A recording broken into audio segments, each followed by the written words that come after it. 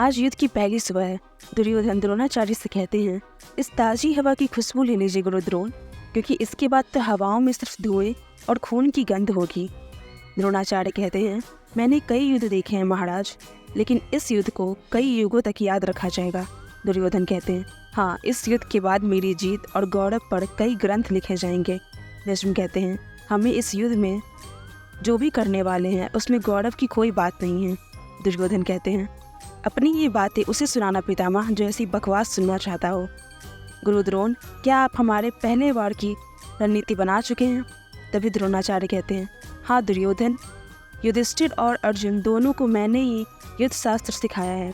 मैं जानता हूँ कि वह किस तरह सोचते हैं। युधिष्ठिर और उसके भाइयों ने दिव्य कवच पहने हैं। उनके कवच अपने आप में हथियार है। उन्हें 6 भड़कते हुए सूरज की अग्नि से बनाया गया है और उन पर हजारों साल पहले ही देवताओं ने अपना आशीर्वाद बरसा दिया था।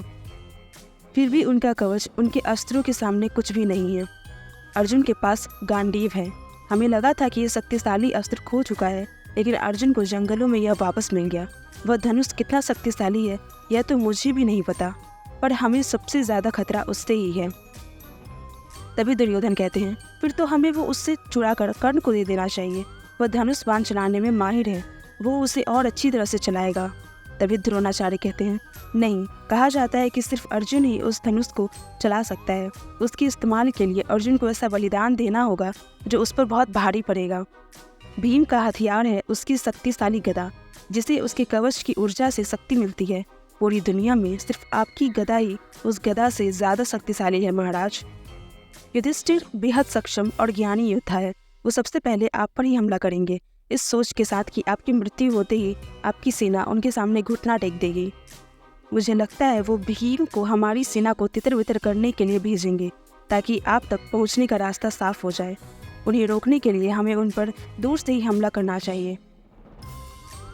मैं अपने 12 सर्वश्रेष्ठ धनुर्धारियों की मदद से दोपहर से पहले ही उनके हजारों सैनिकों को मार गिराऊंगा और फिर उनके पास अपनी रणनीति बदलने के सिवाय कोई चारा नहीं बचेगा। सामने आपको जितने सिपाही दिख रहे हैं वो सब खून और कीचड़ से लथपथ होकर यही दुआ करेंगे कि काश उनके साथ जो हो रहा है वो एक बुरा सपना हो। तभी दुर्योधन कहते हैं, आपकी योजना काफ़ी अच्छी है गुरु द्रोण। हमारी संख्या उनसे बहुत अधिक है। हमारे पास 60 लाख सैनिक है और उनके पास सिर्फ 40 लाख। मैं चाहता हूँ कि दिन के अंत तक इनके लाखों सैनिक मारे जाएं और जो बचे वे घायल होकर दर्द से छटपटाएं। युधिष्ठिर बहुत कमज़ोर है, वह अपने सैनिकों की ऐसी हालत नहीं देख पाएगा और मुझसे युद्ध खत्म करने की भीख मांगेगा। मैं दुनिया की सबसे महान सेना को युद्ध शुरू करने का आदेश देता हूँ। मेरे साथ भीष्म पितामह है जो हार शब्द जानते तक नहीं है। वह मेरे आदेशों का पालन करते हैं। हम साथ मिलकर मेरे इस जड़ बुद्धि चचेरे भाइयों का खात्मा कर देंगे। तभी भीष्म कहते हैं, आत्मविश्वास होना अच्छा है महाराज, लेकिन अपने दुश्मनों की इच्छा शक्ति को कम मत परखिए। अर्जुन के पुत्र अभिमन्यु को जैसे ही हम बड़ों में से किसी एक के भी वध का पता चलेगा, वह युद्ध भूमि को खून से लाल कर देगा। वह दोनों सेनाओं के किसी भी महान योद्धा जितना ही सक्षम है। तभी दुर्योधन कहते हैं, वो भी मरने वाला है, वो सब मरने वाले हैं। किसी के साथ कोई हमदर्दी नहीं होनी चाहिए। ना तो घायलों पर कोई रहम करने की जरूरत है, ना ही बंदियों पर तरस खाने की। समझ गए? तभी द्रोणाचार्य कहते हैं, जी महाराज। दुर्योधन कहते हैं जोर से चिल्लाते हुए, तो चलो उन सबका खात्मा कर दे। उस युद्ध की शुरुआत करो जिसके अंत के साथ तीसरा युद्ध भी खत्म हो जाएगा और एक अंधकारमय युद्ध की शुरुआत होगी। हमारी जीत का ऐलान कर दो। अजय भीष्म, शंख बजाकर युद्ध की शुरुआत कीजिए। तभी शंख बजते हैं और युद्ध की शुरुआत होती है। सारे राक्षस जोर जोर से चिल्लाने लगते हैं। तभी दुर्योधन कहते हैं, और जोर से, उनके शंखों की ध्वनि मेरे कानों तक नहीं पहुंचनी चाहिए।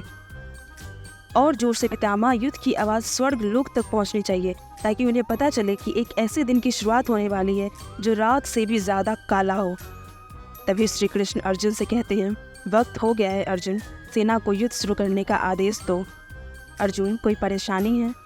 कृष्ण कहते हैं, कृष्णा, मुझे कुछ बात करनी है, यहाँ से थोड़ी दूर चलते हैं। कृष्ण कहते हैं, अर्जुन, पांडव सेना तुम्हारे आदेश का इंतजार कर रही है। तुम्हारे कथन पर ही उनका भविष्य निर्भर करता है। जो भी करो सोच समझ कर करो।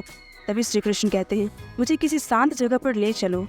कृष्ण कहते हैं, दुर्योधन देख रहा है, कहीं वो इस हिचक को तुम्हारी कमजोरी न समझ बैठे। तभी अर्जुन कहते हैं, भगवान कृष्ण, मैं युद्ध में जो संहार करने जा रहा हूँ मुझे उसकी ज़्यादा फिक्र है। दुर्योधन क्या सोचता है इसकी नहीं। मुझे अपने लिए और अपने आने वाली पीढ़ियों के लिए देवी माँ से आशीर्वाद लेना है। तभी अर्जुन जोर से चिल्लाते हुए कहते हैं, हे शक्तिशाली दुर्गा माँ, हे अच्छाई और सच्चाई की मूर्ति, असुरों का नाश करने वाली, मुझे आपका आशीर्वाद चाहिए। तभी दुर्योधन उधर चिल्ला के कहता है, ये अर्जुन क्या कर रहा है, ज़रूर ये उसकी चाल होगी।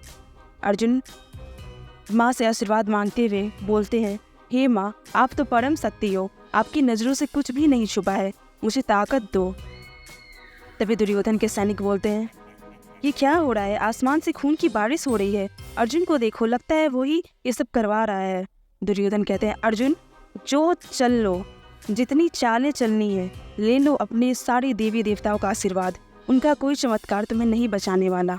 होने दो खून की बारिश, हम सबको खून की इस बारिश में भिगो दो। ये बारिश नहीं, देवी देवताओं के आंसू है, वो भी जानते हैं कि आज यहाँ लाखों की बलि चढ़ने वाली है। तभी पांडवों की सेना आपस में बात करते हुए कहती है, देवी ने अर्जुन की प्रार्थना सुन ली, आसमान बिल्कुल लाल हो गया है, दुर्योधन की सेना पर खून की बारिश हो रही है, लेकिन वही बारिश की बूंदें अर्जुन के पास गिरते ही फूल बन रही है। तभी अर्जुन कहते हैं, मुझे इस युद्ध में जीत का रास्ता दिखाइए और दुश्मनों का खात्मा करने की शक्ति दीजिए।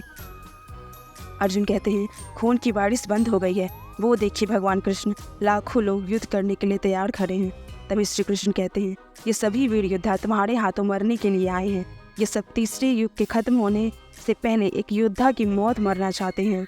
श्री कृष्ण कहते हैं, तुम इन्हें इस महायुद्ध का भाग बनने से कैसे रोक सकते हो अर्जुन, गांडीव से बाण छूकर युद्ध का आगाज करो। अर्जुन कहते हैं, पर कृष्ण, मैं इन पर बाण कैसे, ये सब मेरे परिवार जैसे हैं, इनमें न जाने कितने ही मेरे जाने पहचाने चेहरे हैं, मेरे गुरु जिन्होंने मुझे युद्ध शास्त्र सिखाया है, जिन्होंने मुझे लड़ना सिखाया है, मैं उन्हीं पर वार करूं? मैं इतने महान योद्धाओं की जान लेकर अपने दिल पर इस पाप का बोझ लेकर कैसे जीऊंगा? मेरे इस पाप के बोझ से सिर्फ मैं ही नहीं, पूरी दुनिया तबाह हो जाएगी। दुर्योधन कहता है, वो हमारी सेना देखकर कमजोर पड़ गया है। द्रोणाचार्य कहते हैं, अर्जुन हिचकिचा क्यों रहा है? अर्जुन उदास होकर बैठ जाते हैं और बोलते हैं, मुझसे यह नहीं होगा भगवान कृष्ण, मैं इतने लोगों की मौत की जिम्मेदारी नहीं उठा पाऊंगा। तभी श्री कृष्ण कहते हैं, उठो अर्जुन, खड़े हो जाओ, अपनी सारी शंकाएं भूलकर आगे बढ़ो। क्या तुम्हारे जैसा कोई और है जो 2 युगों के इस संघर्ष काल में खड़े होकर हालात का सामना कर सके? ये इस तीसरे युग का अंतिम और आने वाले अंधकार में चौथे युग का पहला युद्ध है। तुम एक महायोद्धा हो अर्जुन, और तुम्हें इस युद्ध के लिए ही तैयार किया गया है। कृष्ण बोलते हैं, मुझे देखो अर्जुन, मेरी आंखों में देखो, अब वक्त आ गया है कि तुम मेरा असली रूप देखो।